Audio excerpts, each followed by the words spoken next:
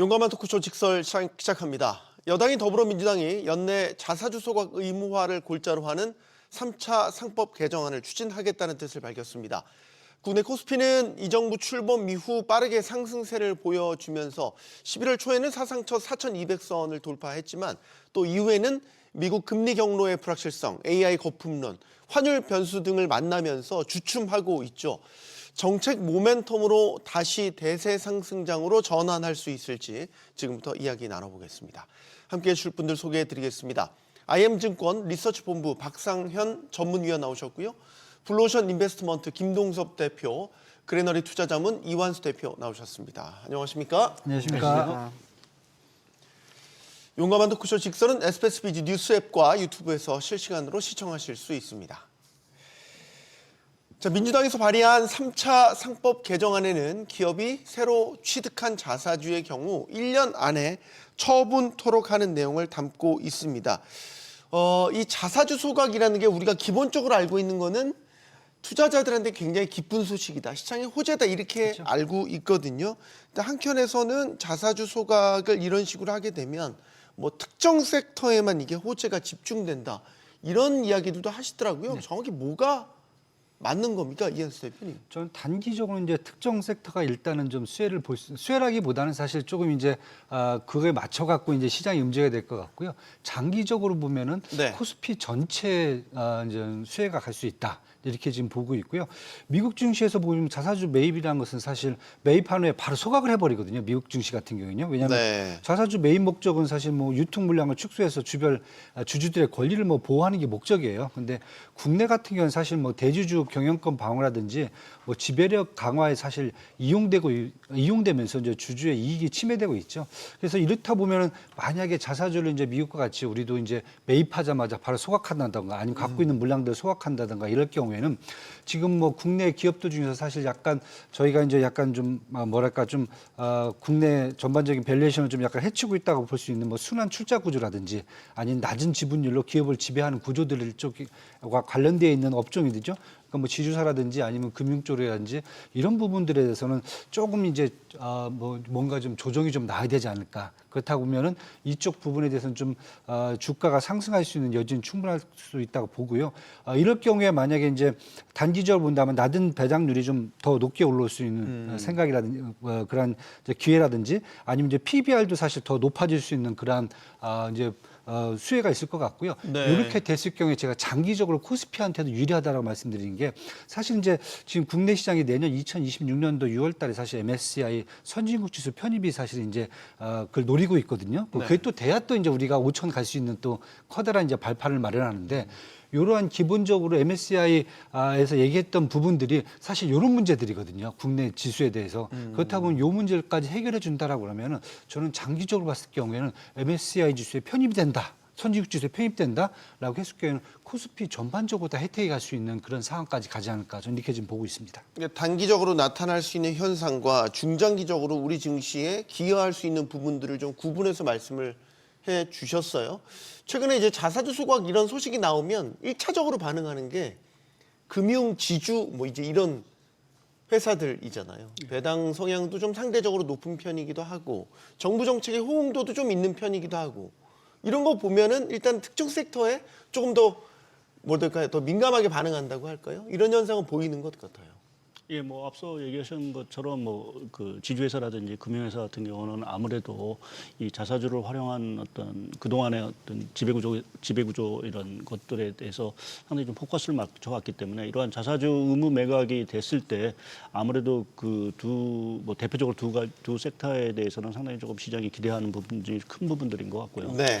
무엇보다도 사실은 이러한 그 최근에 뭐 금융주, 특히 대표적으로 금융 같은 경우에 정부의 어떤 자본시장 육성 정책에 상당히 이제 호응하는 뭐 이러한 어떤 기조를 계속해서 좀 보이고 뭐 배당이라든지 이러한 것들도 뭐 마찬가지고요. 그래서 네. 이렇게 보면 조금은 뭐 단기적으로 봤을 때는 뭐 이러한 조금 자사주 소각이 필요한 업종, 또 많이 보유하고 있는 업종에 대해서는 상당히 조금 이제 주가라든지 이런 것들이 좀 모멘텀으로 좀 작용을 할 수는 분명히 있을 것 같고요. 또 앞서 이제 자세히 설명하셔서 뭐 중장기적으로 보더라도 국내 여러 가지 저평가와 관련된 또 지배 구조와 관련된 뭐 이러한 부분을 좀 해소할 수 있다라는 부분에서는 긍정적으로 보이는 사항들입니다. 더구나 네. 저는 가장 중요한 게 결국 정책의 일관성인 부분들인 것 같고요. 그러니까 그동안 신정부가 들어오면서 계속해서 자본시장 육성 정책에 대해서 한 목소리를 계속 내고 있고 정책도 계속해서 내놓는 부분들이어서 이것이 약간의 뭐 찬반 논쟁은 분명히 있긴 하지만 네. 우리가 어떤 정책의 지속성 자체에 대해서 이것이 신뢰를 얻기 위해서는 상당한 또 시간이 필요한 부분들이고요. 뭐 그렇게 보면 이러한 정책들을 꾸준히 뭐 유지해 나가는 것 자체는 상당히 좀 바람직하지 않을까 좀 보고 있습니다. 이게 이제 그 새로 취득하는 자사주도 해당이 되지만 기존에 보유하고 있던 자사주도 1년 6개월 안에 처분해야 된다는 내용도 있어요. 이것도 상당히 지금 상장사들에게는 부담스럽죠. 부담스러운 부분이긴 해요. 그렇지만 이제 주주 환원 정책을 핀다는 입장에서 본다면 그 주주들 입장에서는 상당한 이익이 될 수 있는 부분이 있죠. 왜냐하면 자사주를 소각하게 되면 그만큼의 가치가 주가에 반영이 되는 게 기본 원칙이기 때문에 네. 자사주 소각한다는 그 자체로 시장이 일단 기대치를 키울 수 있죠. 특히 3차 개정 법안은 어떻게 보면 이번 상법 개정안의 마지막 활용 정점일 수도 있거든요. 이전에는 뭐 아시겠지만 집중 투표자라든가 그렇죠? 이사 충실의 원칙 뭐 이런 거가 기본적이었지만 지금은 이제는 말 그대로 주식에 대한 부분으로 접근하는 거잖아요. 그러니까 주식을 접근하는 거기 때문에 사실은 이번에 자사주 소각이 어떻게 보면 기업으로서는 굉장히 부담스러운 건 사실입니다. 그렇지만 향후 시장의 방향성을 봤을 때 자사주 소각으로 해서 자체 시장 자체를 레벨업을 할 수 있는 부분은 있을 수 있다라는 게 상당히 중요하고요. 아마도 이 자사주를 가지고 있는 기업들이 상당히 많거든요. 그러니까 많은 기업이 있는데 그 기업들한테 되도록이면 다 영향이 가서 주가가 좀 오를 수 있는 부분이 있고요.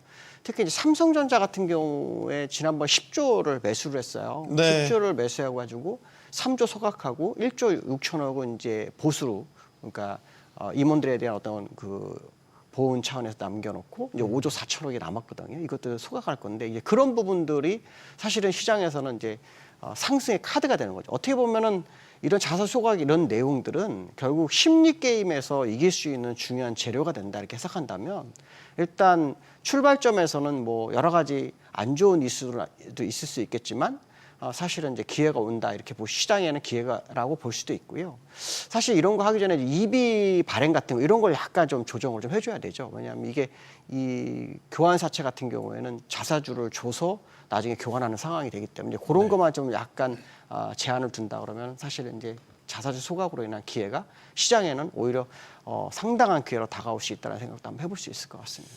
근데 이제 그 경영계에서 우려하는 게 기존의 자사주를 활용해서 사실 그 대주주의 지분 방어, 경영권 방어 같은데 이제 활용을 했잖아요. 네. 물론 욕도 좀 먹었죠.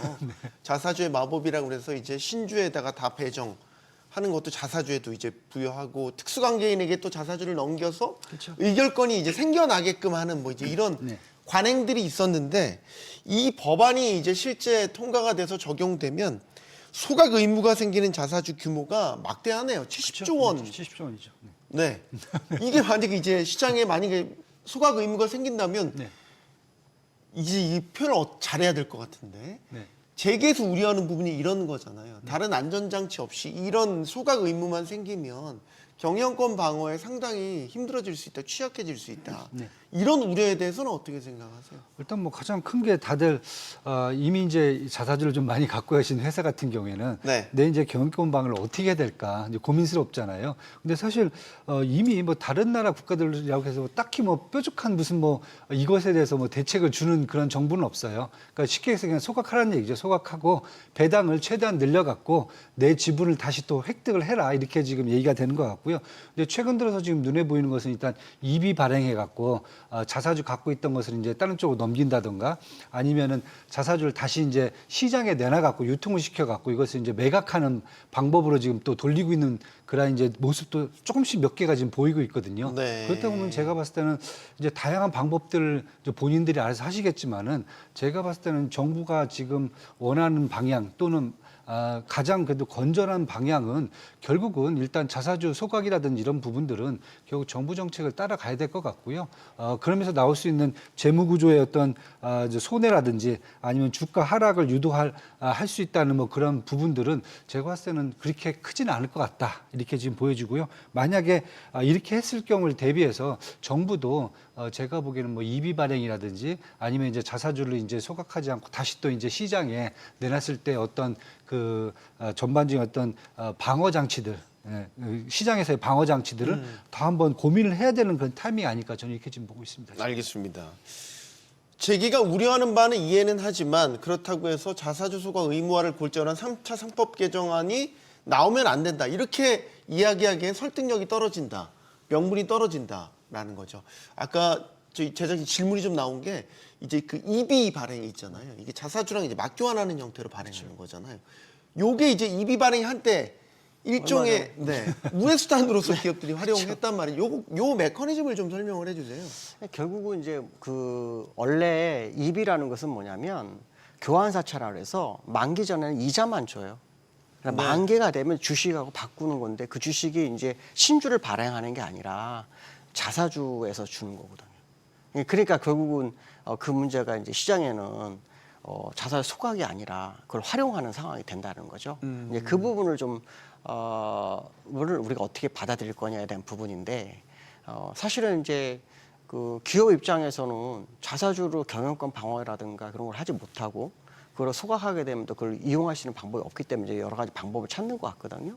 근데 제가 볼 때는 그 결국 EB 발행 외에 다른 방법을 강구하지 않으면 사실은 이제 너무나 드러난 방법이잖아요. 네. 그게 이제 사회적 이슈가 될 수 있는 부분이 또 있어요. 왜냐하면 자사주 소각을 의무화하는데 갑자기 그런 걸 해버리면 또 시장에서는 안 좋게 보는 상황이 발생할 수 있잖아요. 이미지 타격을 받을 수 있는 부분이기 때문에 이 부분에 대해서는 좀 여러 가지 고민을 좀 해야 될 거고 정부에서도 그 부분을 어떻게 피해갈 수 있는 방법을 알려줘야 되지 않겠나. 그렇지만 사실 지금 우리가 할 수 있는 어떤 과거의 뭐 데이터를 보면 특별한 사항은 별로 없어요.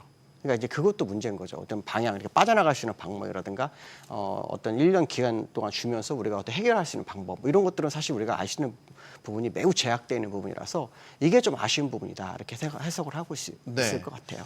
3차 상법 개정, 뭐 자사주 소각이 활성화돼야 되고 하는 그 취지 자체에는 공감은 하는데 박 의원님, 재계의 현실적인 우려, 경영권 위협에 대한 현실적인 우려도 공감을 하고 계신지요?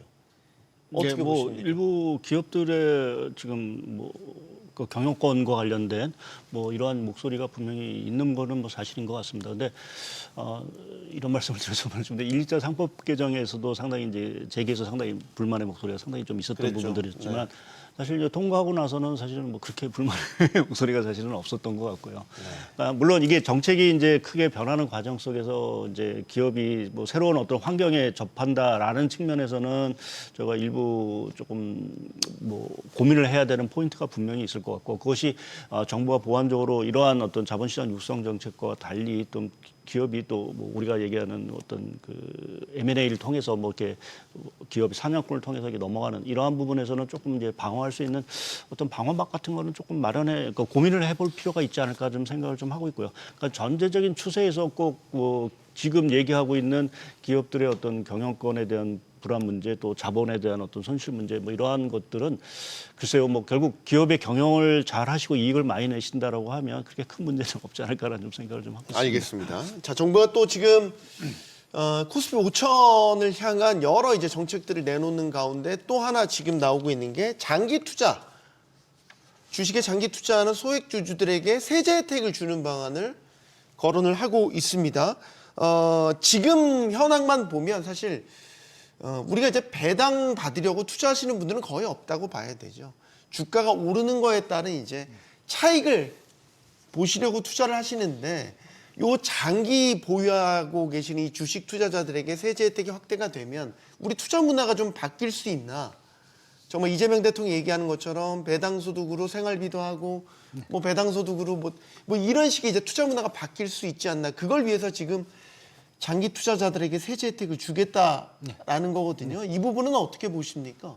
사실 이미 제도가 많아요.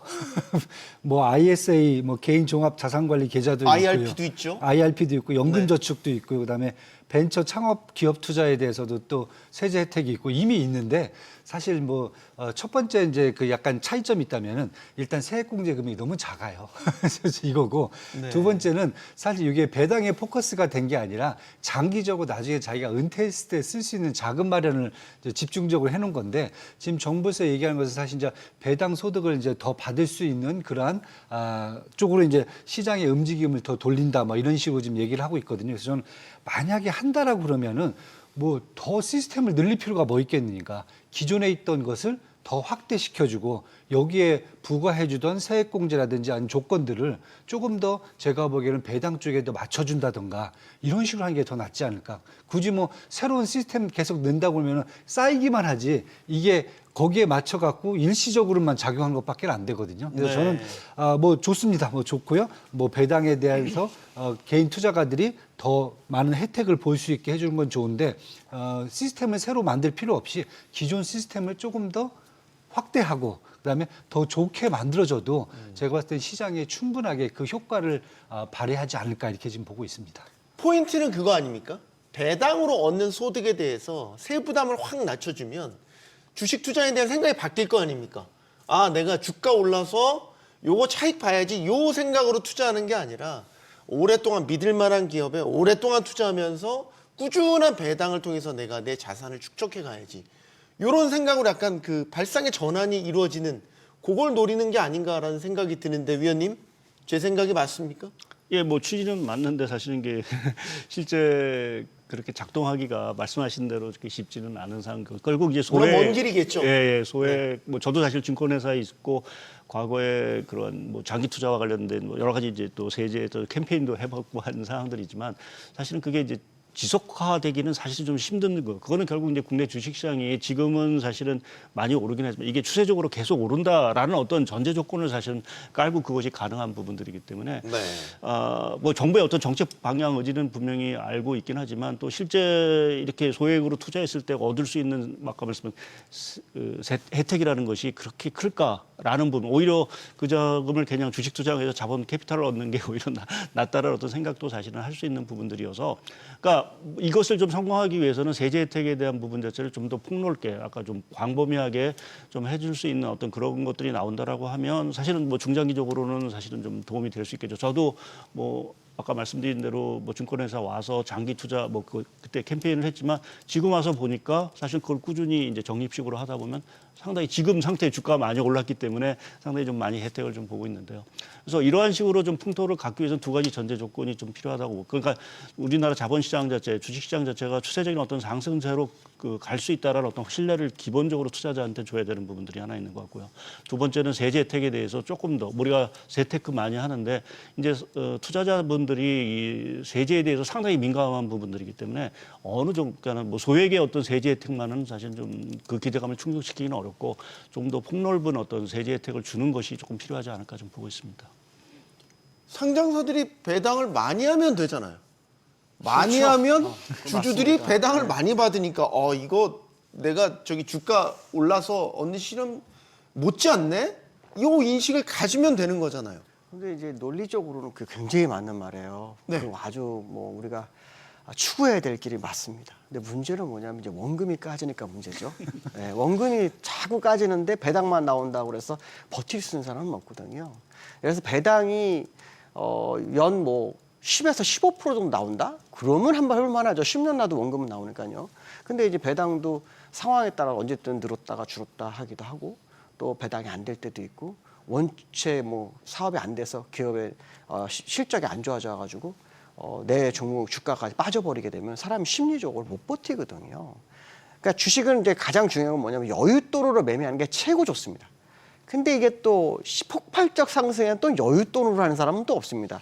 이번에 기회를 한번 뭐 이런 생각을 하잖아요. 그 부분이 결국은 또 실수가 나는 경우도 생기기 때문에 사실 이제 아까 앞에서 말씀하신 것처럼 주가가 일정 구간에서 이렇게 바운드에서 이렇게 움직이면서 오랜 기간 지속되고 그 상황 속에서 배당이 꾸준히 나온다면 그건 해볼 만합니다. 그렇지만 시장은 항상 변동성의 장이고 또 의외의 변수가 생겼을 때 거기에서 오는 어떤 투자들의 어떤 문제, 대응의 전략 뭐 이런 부분이 상당히 약하거든요. 뭐 워렌 버핏처럼 엄청 매매를 잘해서 수익을 왕창해서 뭐 배당을 주는 뭐 그런 데가 아니라고 한다면 네. 사실은 이제 일반 기업에서 배당만 받고 이렇게 버틸 수 있는 상황은 쉽지 않기 때문에 이 세제 혜택 외에 어떤 정말 그 투자가들이 믿고 갈 수 있는 뭔가가 있지 않으면 부빌 언덕이 없으면 하기 쉽지 않은 게 사실이다. 그래서 또 우리나라처럼 국민들이 옛날부터 빨리빨리를 되게 좋아하던 국민이잖아요. 주식시장에서 똑같아요.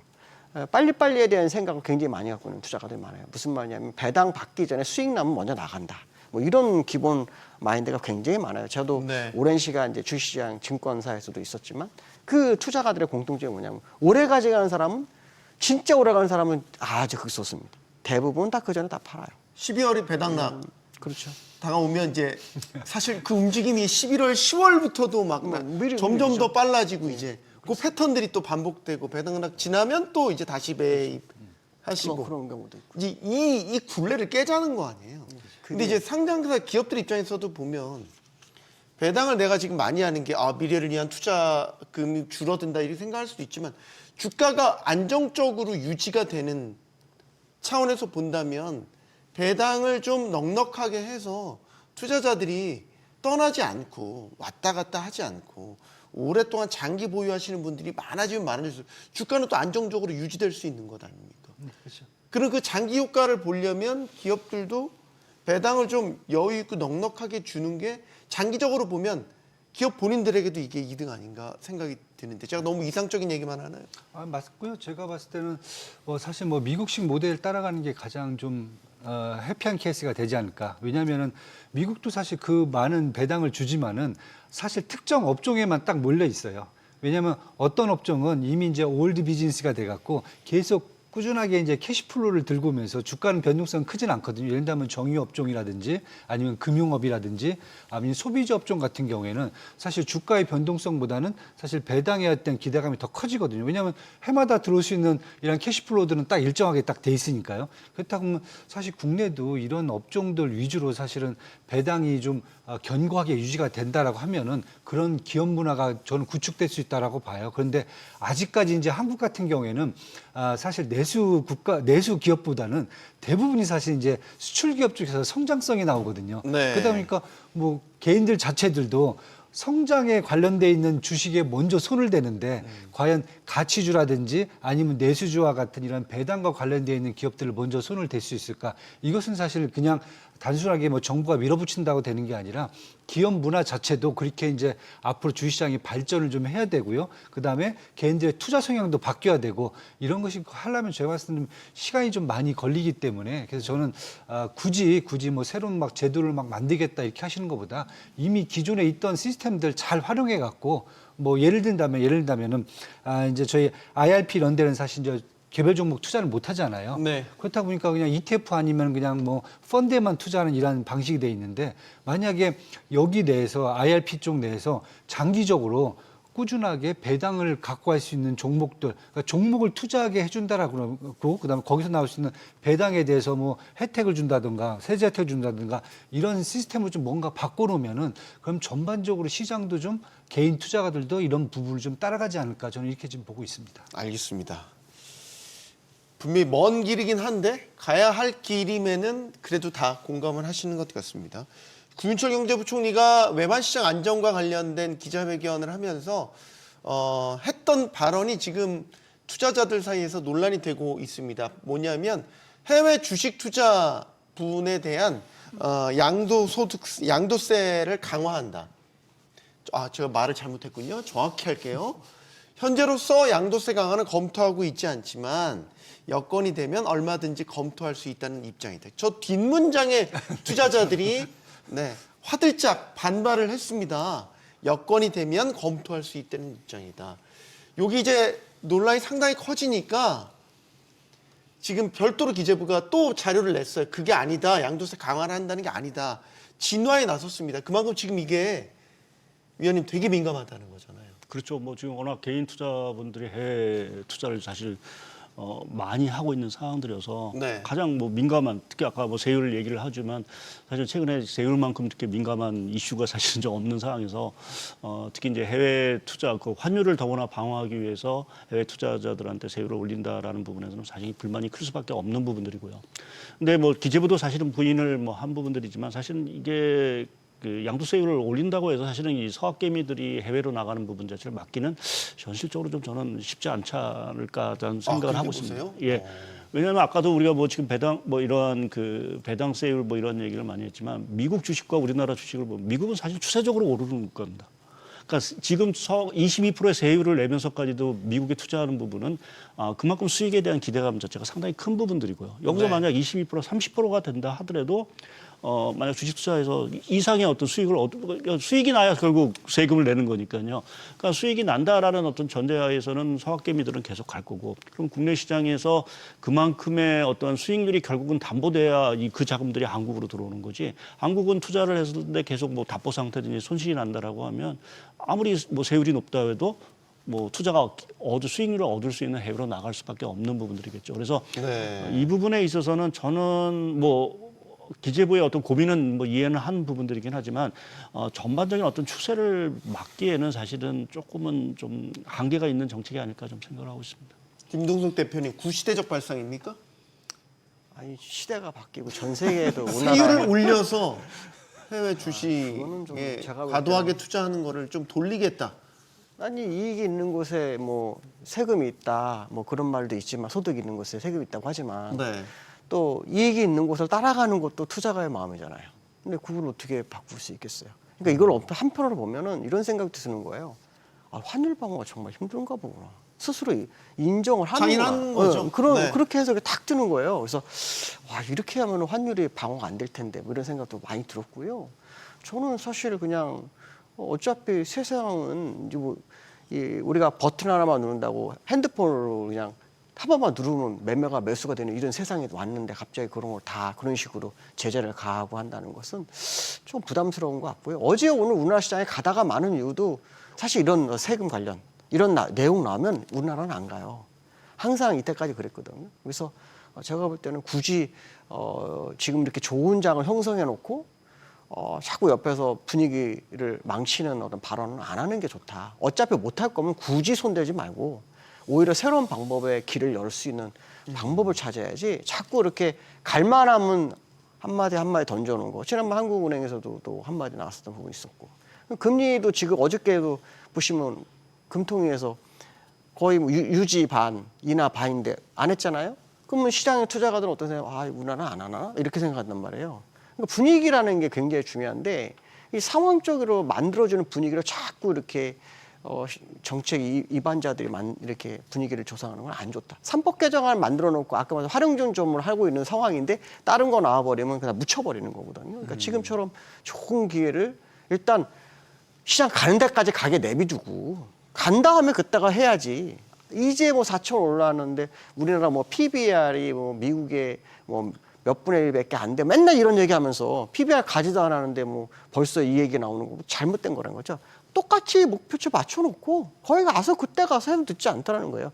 예를 들어서 뭐 한국은행 뭐 금리나 하면은 뭐 주택 가격 오르고 뭐 어제 해놓고 주가 다 땡겨놓고 난 다음에 다시 금리 올리면 되잖아요, 미국처럼. 그러니까 저는 아주 단순하게 생각하거든요. 갈 때 같이 가고 이제 내려올 때쯤 되면 분위기 같이 따라가면 된다고 보거든요. 지금처럼 마찬가지로 지금도 해외 투자도 마찬가지거든요. 수익을 많이 나는 쪽에 가는 거를 뭐라고 할 수는 없는 거고 그냥 내비두고 거기서 우리가 할 수 있는 걸 찾아야 되겠다 이런 생각을 해보고 있습니다. 물론 그 부분은 제가 할 수 있는 부분은 아니지만 일반적으로 이제 분위기 편승이라는 게 있잖아요. 그 분위기 편승을 그대로 유지해 주는 것이 가장 좋은 페이스다 이렇게 해볼 수 있을 것 같습니다. 제가 진행자 입장에서 어쩔 수 없이 정부 입장에 대한 정부 입장에서 질문을 드릴게요. 지금 국내 증시를 활성화하고 코리아 디스카운트를 없애기 위한 여러 정책적 지원도 하고 세제 혜택도 주고 그러면 사실 우리 경제가 탄탄해지는 펀더멘탈이 만들어지는 거고 이런 가운데 이제 해외 주식에 대한 세율을 좀 올려서 해외 주식에 과도하게 쏠리는 돈을 조금 국내로 돌릴 수 있는 여건을 만든다. 이 정도도 그렇게 과도하다고 봐야 될까요? 저는 사실 과도하다기보다는 하필이면 세금 문제를 건드렸다는 게 문제라는 거죠. 왜냐하면 가장 민감하거든요. 투자가들한테. 왜냐하면 지금 당장 개인들이 지금 달러 자산을 계속 매수를 하거든요. 뭐 말씀하신 대로 달러 자산에서 수익이 더 날 수 있다, 뭐 주식도 날 수 있다 이런 기대감이 첫 번째 있는 거고요. 두 번째는 다른 게 아니라 제가 이제 뭐 VIP 분들 관리하면서 해외 주식 많이 투자하고 뭐 해외 채권, 뭐 미국 국채 많이 투자하지만은 이분들이 사실 원하는 것은 양도소득세가 아니에요. 양도소득세는 그 뭐 세금 났으면 내가 내면 되거든요. 네. 그런데 그 내는 세금 자체는 물론 정부에 이제 그 수익으로 이제 귀속이 될 거란 말이에요. 그런데 이분들은 사실 양도소득세가 중요한 게 아니라 분리과세가 중요해요.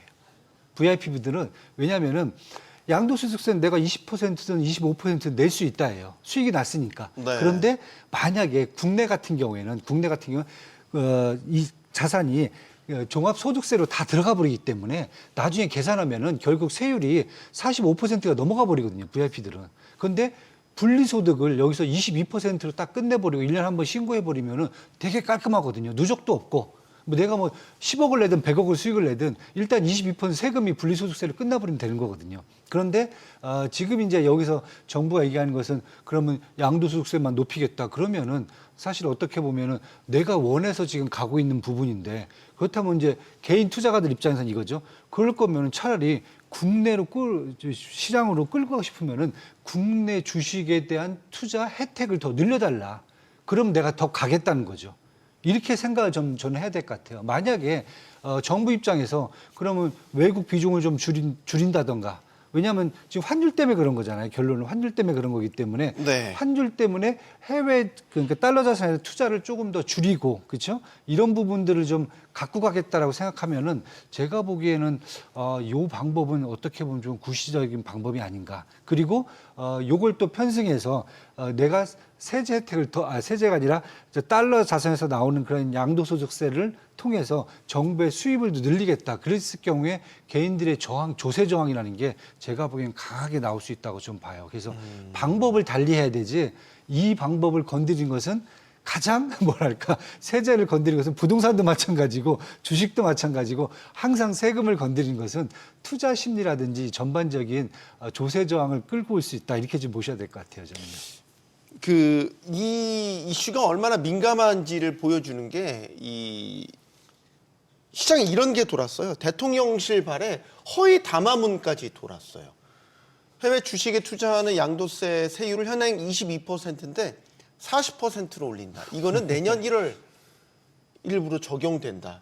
이 허위 담화문이 돌면서 대통령실이 여기에 대해서 명백한 허위 사실 유포로 강력한 법정 대응에 나선다고 밝혔거든요. 그만큼 이게 되게 민감하다는 거죠. 그러니까 저도 위원님께 다시 질문드리고 싶은 거는 해외 주식에 대한 양도세를 강화한다고 해서 그 서학개미들이 국장으로 돌아올 거냐 이거죠. 두 분은 부정적이시네요, 위원님. 저도 예, 부정적입니다. 사실 뭐 우리나라 지금 양도세율이 제로인데 미국은 22%를 사실 어떻게 보면 내고 있는 상황들이고요. 그러한 상황에도 사실은 투자를 하신다라는 거는 그쪽에서의 기대 수익률 자체가 상당히 뭐 결국 양호하게 나올 수 있다. 우리는 자칫하면은 투자를 해서 손실을 볼 수 있다라는 어떤 생각들이 사실은 저변에 깔려 있는 부분들이고 또 한 가지는 이제 저희가 주가가 최근에 사실은 뭐 많이 올라서 또 앞으로도 올라올 가능성이 상당히 크긴 하지만 사실은 우리나라 주식시장을 얘기할 때 항상 얘기하는 게 장기 박스피 뭐 이런 얘기를 많이 합니다. 항상 갇혀 있는 상황들이기 때문에 그러한 부분에서 뭐 주식 투자를 해서 그렇게 큰 재미를 못 봤다라는 어떤 과거의 어떤 인식 이러한 것들이 깔려 있기 때문에 사실은 최근에 더구나 뭐 투자도 편해지기 한 부분도 있고요. 그래서 서학 쪽으로 좀 재미있고 해외 뭐 미국 투자 뭐 이러한 것들을 많이 하는데 기본적으로 이러한 것들이 앞서 뭐 많이들 얘기했지만 뭐 세율로 갖고 사실은 이거를 막기는 어려운 부분들인 것 같고요. 결국 국내 증시의 어떤 체질 개선을 통해서 국내 주식도 수세적으로 계속 간다. 이러한 어떤 흐름이 있고 그러한 경험치 자체가 꾸준히 좀 쌓여야 결국 굳이 뭐 이제는 서학 뭐 미국 주식을 안 해도 국내 주식을 해도 충분히 수익이 날 수 있다. 이러한 어떤 것들이 좀 형성이 돼야 이것이 자금의 흐름 자체가 기본적으로 좀 변화되지 않을까 좀 보고 있습니다. 알겠습니다. 지금 이제 촉발된 게 사실 환율 때문입니다. 환율이 너무 위험한 수준까지 치솟는다고 판단을 하고 그 변동성 자체에 대해서 상당히 시급하게 대처해야 될 정도로 지금 정부 안팎으로 비상입니다. 환율 수준이 지금 얼마나 위험한 우리 주식시장에서 외국인 최근에 이제 그 주식 팔고 떠나는 외국인 매도 규모나 이런 것들을 보면 심상치 않다라는 느낌은 갖게 되거든요. 실제로 얼마나 위험한 수준이라고 보십니까? 글쎄요, 얼마나 위험이다까지는 정확히 모르겠지만 지금 현재 환율은 과거에 1,487원이 꼭지였거든요. 네. 거기에 거의 99%까지 올라온 상인 거죠. 그러니까 마지노선은 항상 정고점이거든요. 근데 그 돌파가 되면 부담스럽잖아요. 그러니까 이제 10원 앞에서 움직이는 거죠. 그게 올해 4월이었죠. 그렇죠. 1487원. 80원을 돌파하게 되면 안 되니까 정고점을 돌파하게 되면 심리적으로 더 올라가거든요. 그러니까 거기서 이제 방어를 하고 싶은 거죠. 1차 방어를 하고 싶은 거고. 저는 이제 외국인들이 요 근래 많이 나갔지만 나간 자금의 성향은 단기성 자금으로 보거든요. 왜냐하면 영국계 자금이 거의 대부분 나갔어요. 그래서 사실 12월 달부터는 왠지 외국인은 더 이상 나가지 않을 거라는 생각을 저는 많이 하고 있어요. 그래서 환율을 일단 이 가격대에서 싸움을 지속할 수 있는 부분은 있다. 하지만 이제 이 환율이 기술적으로는 정배열 상태에 있기 때문에 이 정배열은 한 번에 무너지는 경우가 없어요. 오랜 시간 뭐 출렁이면서 방향성을 선회하기 때문에 일단 더 올라갈 수 있는 거는 인정을 하고 그러고 난 상태에서 시장 대응을 하는 게 맞다. 다만 이제 아까 말씀처럼 외국인들이 우리나라에 투자할 수 있는 여력을 좀 마련해주고 그런 상황이 온다 그러면 나가는 돈보다 들어오는 돈이 더 있을 수 있거든요. 그랬을 때 환율은 방어가 된다 이렇게 해석하는 게 더 맞을 것 같고요. 저는 개인적으로 아까 말씀하신 앵커가 뭐 외국인 자본이 나가는 게 굉장히 과도한 부분 맞아요. 근데 이제 저는 그 나간 금액이 롱포가 아니라 쇼포가 나간 걸로 알고 있거든요. 왜냐하면 롱포는 미국 계열, 룩셈부르크 이쪽이고 쇼포는 이제 영국 계열 쪽이거든요. 근데 영국 계열 자본만 거의 다 나갔어요. 근데 그 자금을 항상 보면 길면 6개월, 짧은 3개월 매매를 하는데 그 돈이 나가면서 지금 시장을 흔드는 거지. 왜냐하면 그들은 짧은 시간에 들어왔는데 하필이면 환율이 올라서 환차선이 나버렸거든요. 그러니까 어쩔 수 없이 그 돈 나갈 수밖에 없는 자금이었다라고 해석을 하면 되는 것 같고 지금부터는 롱포가 얼마나 다시 들어올 거냐의 싸움이라고 본다면 1,470원에서는 상당한 싸움이 있을 수 있다. 그렇지만 이게 월봉상이나 뭐 연봉상은 정별이기 때문에 하루아침에 내려오진 않고 약간 시간이 필요할 것이다 해석을 좀 하시면 되겠고요. 다만 이제 지난번에 말씀하셨지만 기술적으로 이제 갈지안갈지는 저도 모릅니다. 그러나 최악의 상황은 굉장히 높은 데까지 열려 있는 것만큼은 사실이니까 그 상황에서 뭐 정부가 환율 방어에서 달러를 소진하는 일은 좀 없었으면 좋겠다 생각을 하고 있습니다. 지금 국민연금 동원한다라는 이제 논란이 있었고 여기에 대해서도 이제 설명이 있었죠. 환율 방어를 위해서 국민연금 기금을 동원하는 게 아니라 국민연금 자산을 안정적으로 운영하고 수익성도 지키기 위한 장기적인 방안으로 뉴 프레임워크, 네, 환율까지 고려한 뉴 프레임워크를 지금 짜겠다라는 거잖아요. 환해치 전략도 여기 다 들어가게 되겠죠. 이렇게 국민연금 기금이라는 막대한 자산이 뉴 프레임워크라는 기조 아래 새롭게 기금 자산 운용 방식을 바꾼다면 환율 방어에 도움이 될까요? 일단은 뭐 어떻게 이제 짜느냐가 이제 중요할 것 같은데 네. 제가 보기에 이제 글로벌 이제 해외 달러 자산에 대한 투자 비중을 좀 더 줄일 것 같아요. 줄여갖고 이제 외화가 이제 수요, 이제 달러에 대한 수요를 좀 더 줄이는 그런 지금은 이제 40% 정도는 해외 자산에 투자돼 있죠. 지금 한 36.8% 정도가 이제 해외 자산에 지금 달러 자산에 투자가 돼 있고요.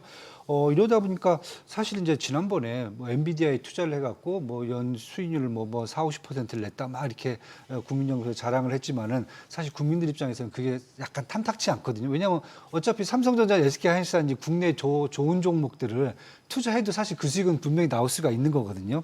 그렇다 보니까 지금 시장에서도 그렇고 만약에 이제 이 정부 쪽 입장에서 봤을 때는 국내 매크로 상황이 그 환율에 대한 매크로 상황이 공급적인 측면에서는 사실 그렇게 뭐 불리하지가 않거든요. 왜냐하면 뭐 매달 지금 50억에서 한 90억 달러 무역 수지 계속 흑자가 지금 되고 있고요. 외환보유 계속 쌓여지고 있고, 그 다음에 뭐 다른 문제는 없는데 문제는 이제 수요가 비이상적으로 이제 폭등을 했다는 거죠. 그 이후에 보면은 다른 게 아마 미국 무역 협상에 따른 200억 달러 매년 현금 투자에 대한 불안감, 이 불안감 때문에 기업과 가게가 모두 지금 달러를 홀드해버리는 일이 생겨버렸고요. 그 다음에 두 번째는 아까 말씀드렸던 우리가 계속 얘기했던 달러 자산에 대해서 투자가 계속 급증했다는 부분이거든요.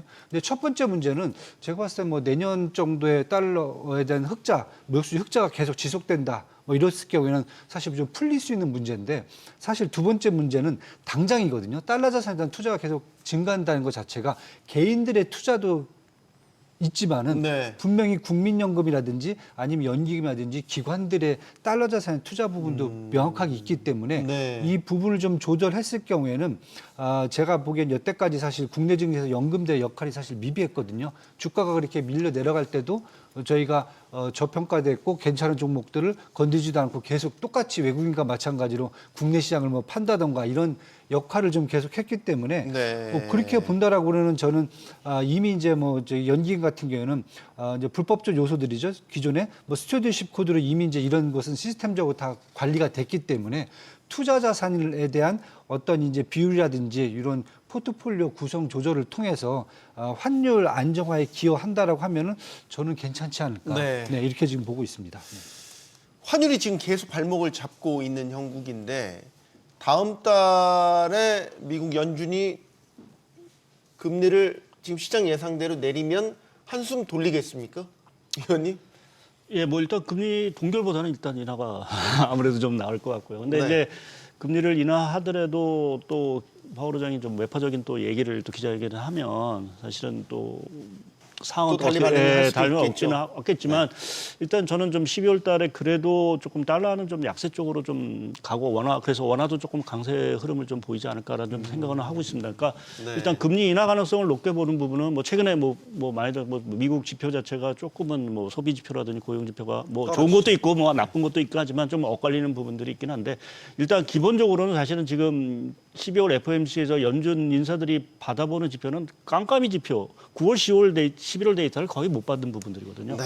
이제 그렇게 보면 보험성 차원에서 금리 인하하는 것들이 맞다라고 보고 있고 또 최근에 미국도 뭐 여러 가지 자금 시장에서 조금 애로가 있기 때문에 그러한 것들을 좀 풀어주기 위해서도 금리를 인하할 필요가 있고 그래서 그러한 것들이 좀 달러의 약세 요인으로 좀 작용할 거고 또 한 가지는 여하튼 12월 달에 지금 신차기 연준 의장이 결국 지명이 될 거로 좀 보고 있어서 네. 그 부분이 아무래도 좀 뭐 트럼프 대통령의 뭐 지금은 헤세 위원장이 뭐 유력하다라는 얘기가 있지만 여하튼 트럼프 측근 자체가 선임이 된다라는 거는 추가적인 통화 완화 기대감을 사실은 자극할 거로 좀 보고 있어서 이 부분에서도 좀 달러의 좀 약세 요인이 좀 작용하지 않을까라는 좀 생각을 하고 있습니다. 그래서 원화 환율이 최근에 뭐 여러 가지 논란, 뭐 외국인 자금도 많이 나오고 뭐 연금 뭐 얘기도 많이 나오지만 뭐 가격 집소라는 게 항상 보면 노상 뭐 예를 들어서 환율이 계속 올라가는 부분만은 아닌 부분들이어서 어떤 변곡점을 만나게 되면 또다시 좀 분위기는 좀 변할 수 있다. 그것이 아마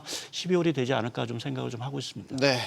자, 저희가 이제 어느덧 12월, 그러니까 이 달에 이 올해의 마지막 달을 맞게 되는데 항상 12월이 되면 우리가 주식시장에서는 산타랠리에 대한 기대감이 크잖아요.